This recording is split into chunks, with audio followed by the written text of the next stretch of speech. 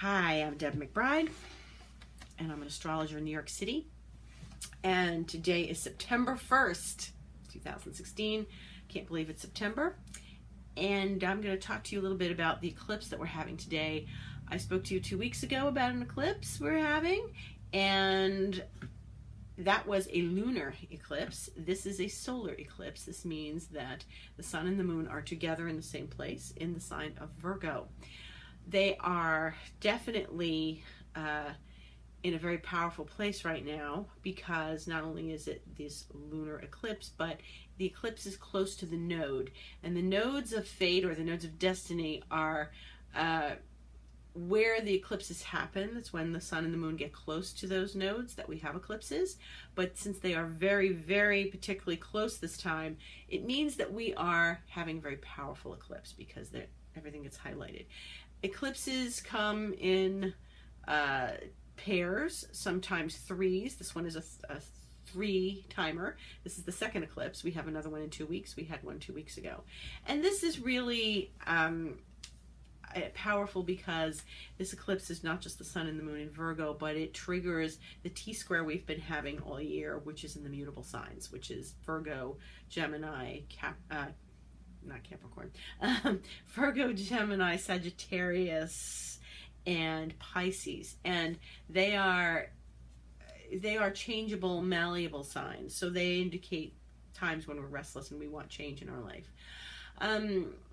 The wonderful thing about eclipses is they bring things to the table. They shake up things. They get us out of our stale condition, and they enlighten us to where we can make changes and start anew in our life. And this eclipse certainly is no exception, as it is a new moon, and we start new things on a new moon. So it's good to start something new now, especially since this eclipse is powerful, and it is with Saturn and Neptune, which have been engaging in that T-square.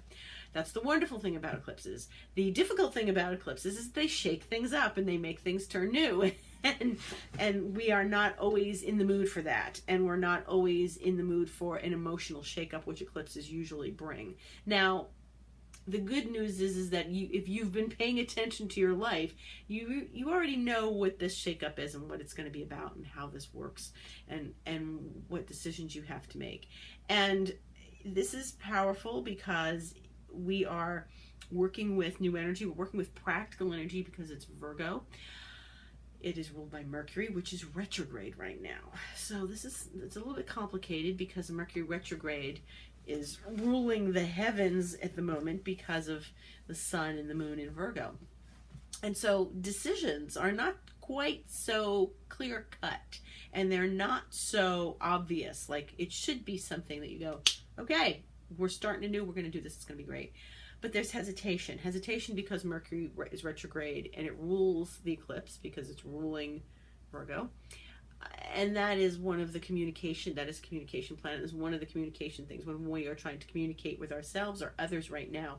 It's a little complicated because we don't get a clear picture, and we are having to make decisions and all, and it's not very easy right now. So that's part of it. The other thing is that Saturn and Neptune are involved in this eclipse. Now, Saturn is the planet of discipline and duty and responsibility and hard work, and where we sort of land in our life, where we want to create a goal and make it happen and have an experience where we're accomplishing something. Saturn always wants to come out with something in its hand. It's a very material planet. And if we are not accomplishing something, and if we feel that the eclipse is not allowing us to accomplish something, then we might be off our path a bit. This eclipse really does help keep us on the path. It is involved with what I said is a T-square, and that's when the planets sort of do this. And that means eclipse is here, another planet's here, another planet here. So in this T configuration, the eclipse is in Virgo, so it's sun and moon in Virgo.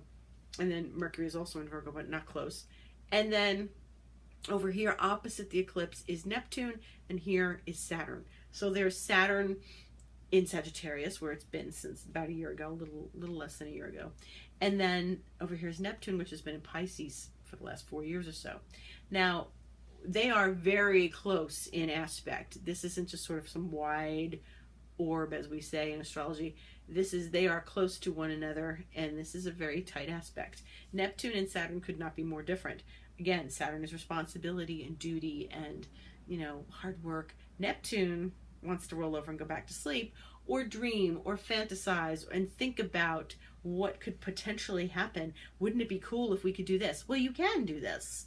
The thing is that Saturn is in Sagittarius, and Sagittarius is normally the risk taker sign, but Saturn slows down the risk taking and does not allow us to necessarily take risks as we once did, or as we might do, or what would happen, normally. Now, occasionally, when Saturn gets involved with Neptune, you have this push-pull kind of feeling where, and this is one of those cases, because they are not in harmonious aspect. They're in a square, which is a challenging aspect, and being part of a Tsquare is complicated. So Neptune is all about dreams and visions and fantasy and aligning with our vision and aligning with what we might dream about and what looks like a dream to us and what could be a dream to us and what could really be a vision of a new life. But Saturn is saying, you got the guts to do it. Are you going to do it? Can you do it? Will you do it? And that's the exciting thing, is like, there's this yes, there's this no, what can we do? And this is, I find this a little nauseating. It's exciting, and 1 minute you're psyched, you're like, yes, I'm going to go, I'm going to do this. And then there's this, what does it really mean to take this on and go for it and really rise to this challenge and rise to this risk taking? Does it mean that I can go ahead and do this? Or does it mean that I really need to be cautious? Or is my vision true? And how true is my vision? And if your vision is true, yes, you're going to take the leap and do it. And that is the question we're all sort of answering for ourselves right now. Is the vision true? Is it a real vision, or is it a foolish vision? Is it, something that's very within our reach, or is it something that we wish was in our reach? And what does that mean for our life? And what time are we in our life that can we take these chances? For some people, the eclipse will pass and not much has happened because they take risks all the time, and this is just another day. And some people really feel these eclipses, and some people don't. People with mutable planets, you're going to feel this. People with planets in Sagittarius and Gemini and Pisces and Virgo are going to feel this. The energy, once again, and we've had this conversation in the recent past, the energy is shooting up into Gemini. Duality, decision making, choices, lots of choices. And this is it. Do we have options in this eclipse? Yes, we do. There are options. You don't have to take the risk. You could stay as you are, in the familiar. And sometimes that's what Saturn wants us to do, stay in the familiar. But what is available in the familiar to you? What is the experience of the familiar? Is it dull? Do you think it's dull, but it's not? Have you just not been creative about the risk? Or have you been too creative with the risk and not creative enough with your life as it is? Can you imagine yourself in this new place, in this new world, and visualize it as Neptune wants, and really bring it into reality as Saturn wants? And what does that mean, and what does it look like? And there are other complicated aspects in the sky. Uranus is making an aspect to these planets in a way that is uncomfortable and a bit needling. So Uranus is engaged in this as well. And Uranus is the planet of change and excitement and epiphanies and sort of getting yourself in a place where you can experience your own enlightenment, your own genius energy. Meaning, if you take the risk, doors are going to open, things are going to happen. You will find that you like where this risk is taking, what journey you're on. And what journey have you been on all year? What is the theme of the year? What has it been about for you? And if it's staring you in the face like this and you're looking at it and you say no to it, what does that look like? What does the path, the Gemini, the duality, the energy being shot up into Gemini offers two solutions or more? And what does that look like? If you say no to what you've been looking at all year, then you turn right back to something else, another option that you might have been looking at all year, or maybe just your life as you know it. And how does that manifest? Does that work out for you? It's hard to tell, because we don't have the answer yet. We have some answers because of the experience of this last 8-9 months. But what does it mean really to take the risk? And what is your vision, and how does that play into the risk? And what does it look like when you are looking at the reality versus the fantasy? Is the fantasy very real? Is the fantasy more real than like what would be a fantasy in the greatest terms? Or is it really something that can you reach it? Is it true? Again, is your vision true? Or what part of it is true and what part of it is unclear? So there's a lot of clarity with Saturn, but there's not a lot of clarity with Neptune. And the sun and the moon are trying to highlight that, and being aware of your options and your risks it's invaluable right now. What is stopping you from taking the risk? What is stopping you from leaping forward? What is stopping you or not stopping you from going forward with all your plans? What does it mean? It could be that you are responsible and dutiful, and you can't really imagine taking your life in a different direction, or it means that you are willing to be creative about it. And you know what? There doesn't have to be black and white. Neptune and Saturn can look like it's black and white. Well, Saturn says, nope, got to be responsible. And how could you do that? And how can you leave this all undone and irresponsibly so? It may not be so irresponsible. When you look at the vision, is it irresponsible, or do you have it kind of figured out? There are definitely risks with any decisions and any leaps forward. And this is no exception. This is very much about taking a plunge and taking a leap, and what could that do for you? Now, if this is a leap you've taken before many times and it didn't turn out well, you really got to give it some thought. It's not the simplest. Eclipses are always complicated, and Uranus being involved in it says this could really be a new path, and you've really got to think about this and consider it and consider all options. Eclipses hang out for a while, so you're going to feel this today and for the next few days, and there's a theme in this. And then in 2 weeks, when we have the next eclipse, which is a lunar eclipse, we may come to some resolution, or we may come to some decisions, or we may realize that the eclipses are, we're really cracking on something new here. And that the second eclipse, well, this is the second eclipse, the third eclipse will be sort of the closing of all of this. So you'll have decisions, you'll think about it, and you'll ponder it. Maybe not come to a final decision till after the 20th of September, because that's when Mercury goes direct. But when you are in the throes of considering things, you have to really think about the reality versus the fantasy, and where the two can meet in the middle. And that's what's really important right now. Where can they meet in the middle? Where is the vision meeting with the current reality? And what's on the other side of the decision? What's on the other side of the eclipse, or the leap that you're being taken, or the path that you've been chosen, the journey that you're on? Because we've been on a journey all year with that Tsquare. We've been on a journey with these same themes, and Jupiter was part of it before. Now Jupiter's moved away, and now the eclipse is taking the place where Jupiter was. So Jupiter was more abundant, and we looked at it and it all looked very enticing. The eclipse brings an emotional, a visceral feeling to ourselves. Not this Jupiterian, wow, this could be great and grand and wonderful. This is more subtle. This is more, this could be my life. Or, what changes do I want to make? I had a vision of those changes. How does that look now?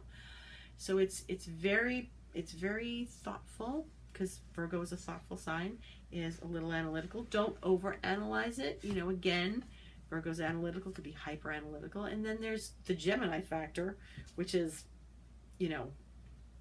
not to be tossed out, because Gemini is always making decisions and thinking of things, and analyzes stuff, and doesn't necessarily come to decisions very quickly, because they are always analyzing a lot of information. If you have planets, if you know your chart and you have planets around 9 or 10 degrees of mutable signs, which is Gemini, Virgo, Sagittarius, and Pisces, then you are definitely feeling this eclipse.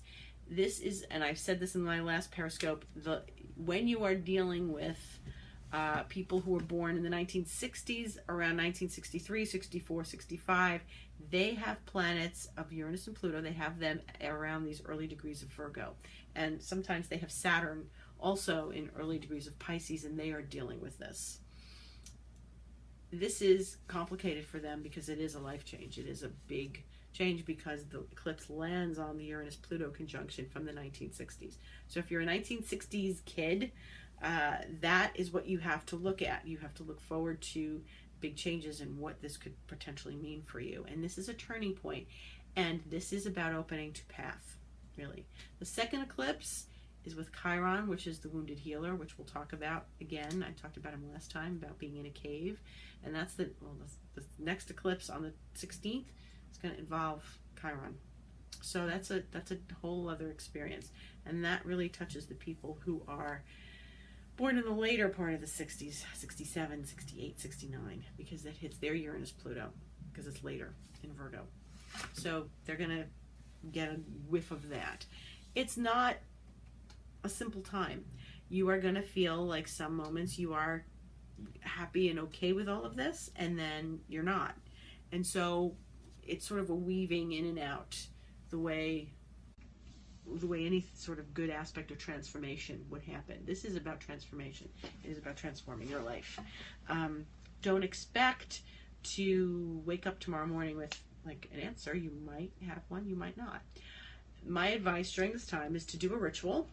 I always say do a ritual during eclipses. Cleanse your space, walk through your house, take a bell, take a rattle, shake out the energy, and ask for guidance. Ask the universe, or whatever you believe in, ask for guidance. Ask for help with what is possible and what is probable and what is right for your life. And open the door and ask for guidance for this, because this is a powerful time. I really like the idea of doing a ritual because it sort of grounds your intention. So you bring intention to the day. And what is your intention? What are your goals? What are your questions? What are your decisions? What is your vision? Again, what happens when we set an intention? We can manifest very easily if we set intention and it's true. Manifestation is a big deal. So I like the idea of manifestation. I like the idea of doing ritual to help manifest. Write down your goals, put them on a piece of paper that makes them more tangible. What feels good to you? Put a candle on top of it and say a prayer and do a meditation. That's a simple ritual you can do, and just sort of spend some moments with yourself and just listen to your gut and listen to the universe and listen to what comes to you and what insights come, because those things are invaluable. Again, I'm Deb McBride. I'm an astrologer in New York City. My website is debmcbride.com. And you can write to me and ask me questions, deb@debmcbride.com. And if you have any questions you want a session, I do sessions, and you can ask about them.